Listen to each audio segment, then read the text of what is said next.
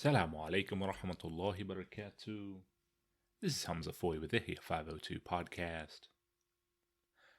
In this episode of Ihya 502, Ramadan is just around the corner and felt it was imperative to give a few reminders, a few nasiha, first to myself and then to the listeners about the importance of Ramadan and being cognizant that Ramadan goes beyond just abstaining from food, drink, and sexual activity.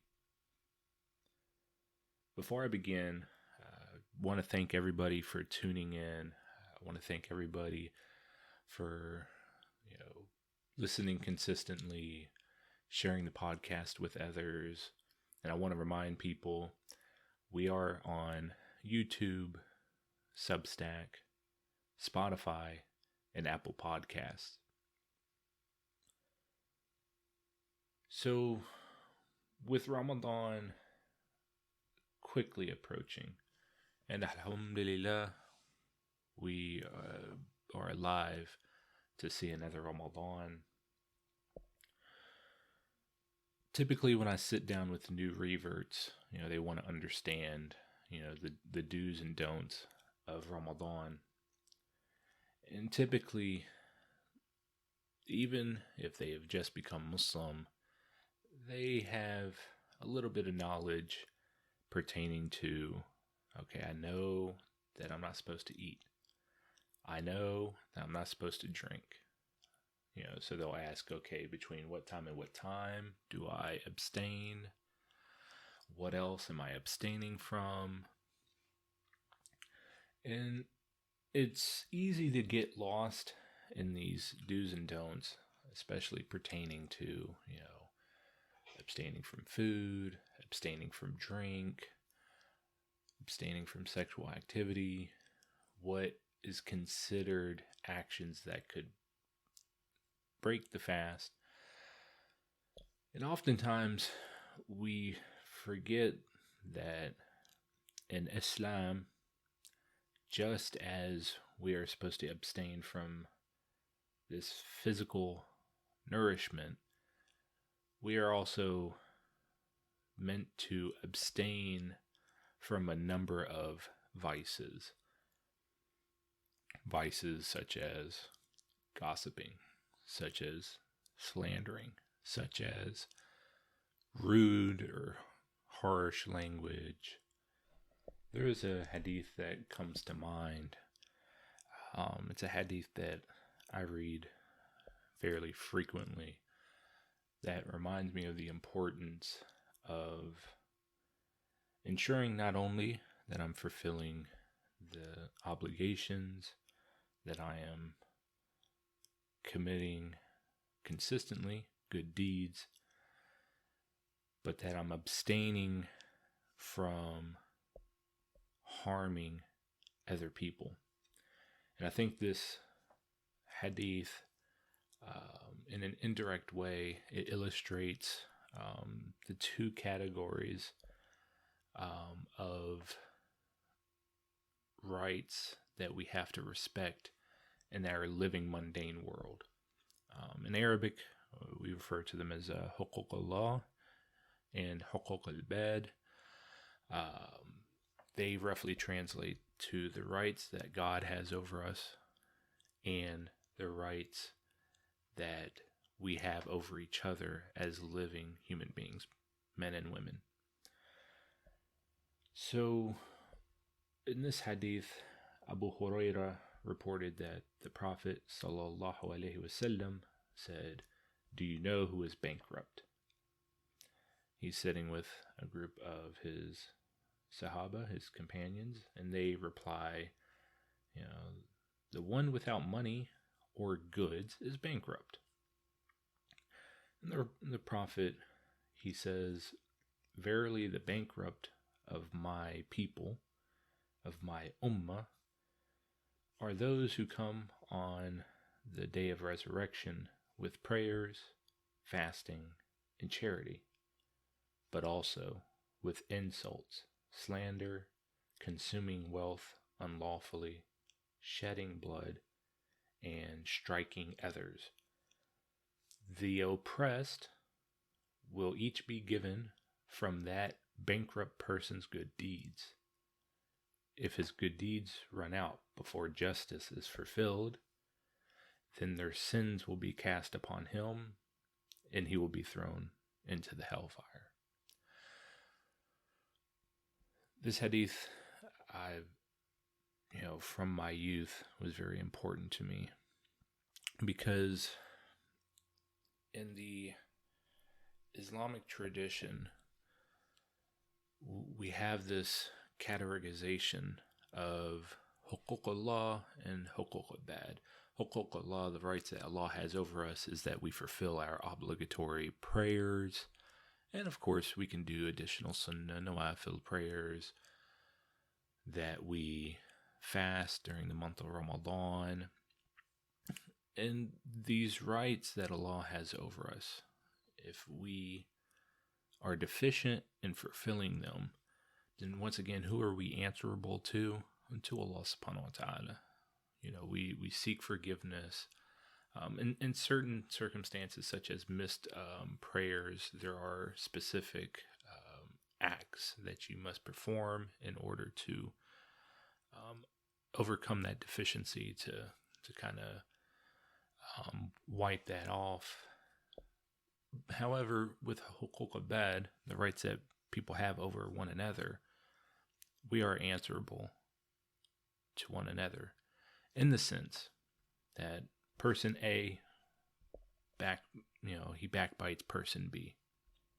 Now, person A can't raise his hands in dua and say, "Oh, Allah, forgive me. I slandered him."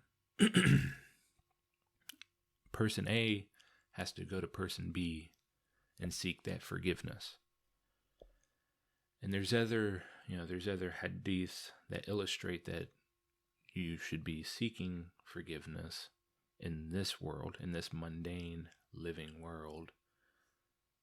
Because if you do not, then come Yawm al-Qiyamah, the day of resurrection, the day of judgment, you won't be able to, pay off and compensate the fact that you did such and such bad deed against another person, right? Instead, as this hadith illustrates, the compensation will be in the form of either giving away your good deeds or taking upon yourself the other person's bad deeds. And this always fascinated me and humbled me, because Islam has this very firm standard that when we do something wrong to another person, we have to seek forgiveness. There's a personal story. I won't share the details just because I don't think the other person would like, being mentioned. But, I've had that instance where I spoke rudely to another person, clearly upset them. And I remember standing outside the masjid, because they lived close to the masjid. I remember standing outside the masjid for most of the night, hoping that he would come, he would be walking by the masjid. He had a habit of walking around the masjid, hoping to see him and hoping to say, "Brother, forgive me. I spoke out, as the young people say, I spoke out of pocket. I was rude. I did wrong.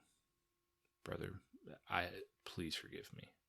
Once again, because that there is that standard of you must seek forgiveness from the other person that you have wronged.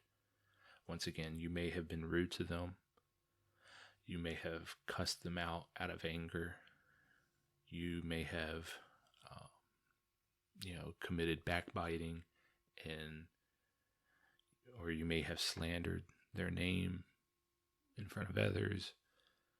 You are supposed to seek that person's forgiveness. And in the Islamic tradition, you're supposed to forego your ego. Perhaps you think you're too good. Khalas, it doesn't matter. Seek that person's forgiveness. You may think,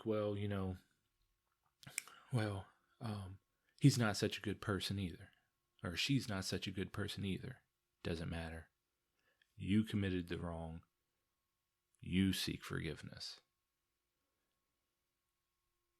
You seek the forgiveness of the other person.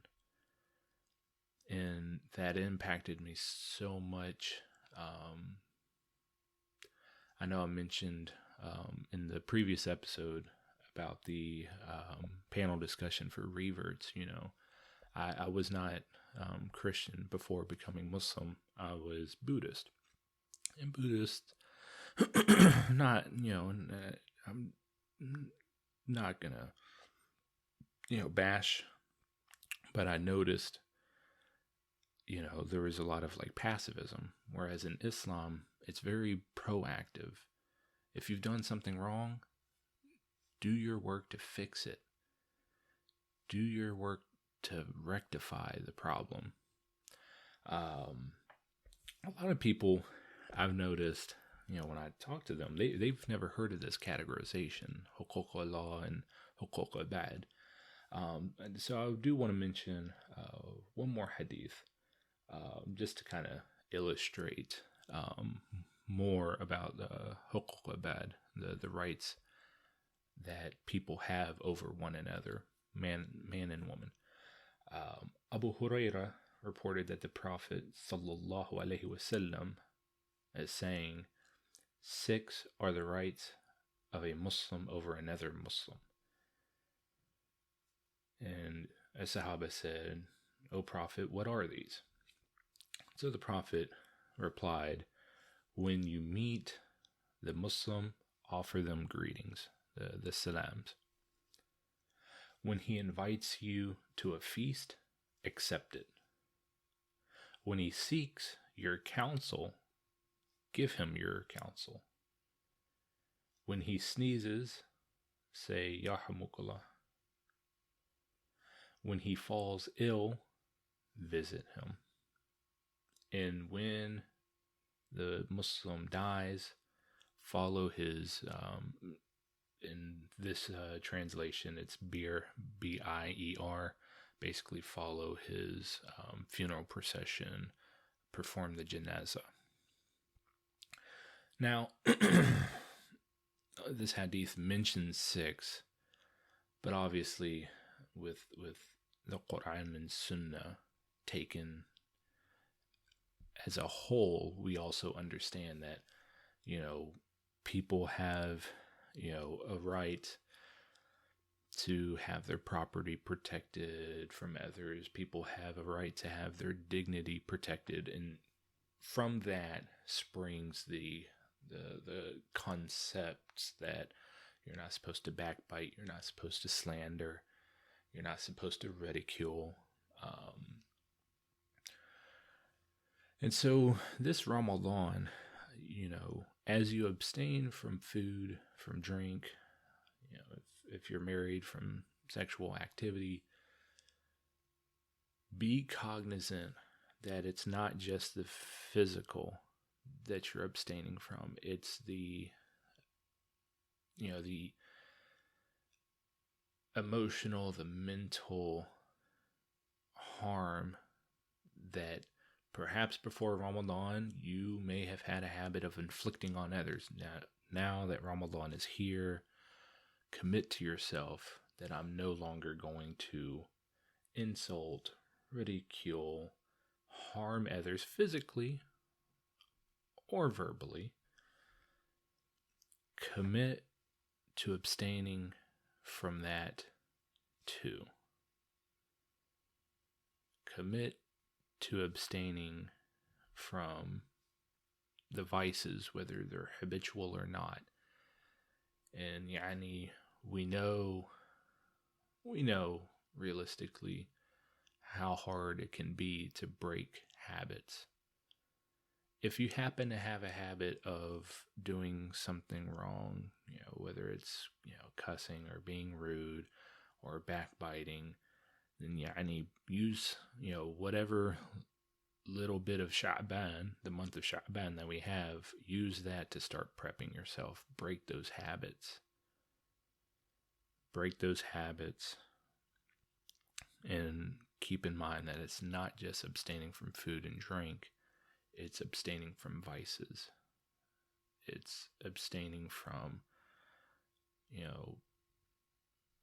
rendering harm to others in whatever form it may take. Keep that in mind this Ramadan. I pray to Allah that we have a successful Ramadan, a Ramadan that brings us closer to Allah, a Ramadan that sees us seeking more knowledge, having more understanding of our deen. And I pray to Allah that the fasting days are easy for you. And may Allah grant the Muslims peace, hilm, forbearance to undergo the tasks that are upon us this Ramadan. And may Allah grant us safety and security. Jazakallah khairan. I will be recording shorter episodes that will be interspersed, especially throughout the month of Ramadan, that will have a very overtly educational quality to them. Hopefully they will serve as, something light and, easy for you to listen to learn more. Obviously, I am not a scholar. I've made that clear in, earlier episodes. So do not treat me as somebody authoritative. However, what little I do know, as I have read, many books and sat down with a number of our imams and scholars, what little I do know, inshallah, I want to share. And, especially, perhaps for some of our Muslims, perhaps like, some of our younger Muslims, they may feel like during Ramadan, I want to try to steer away from listening to music and instead listen to something beneficial. And I pray, inshallah, these shorter episodes that I'll be recording and releasing throughout Ramadan might serve as something to supplement what you're trying to abstain from, So, inshallah.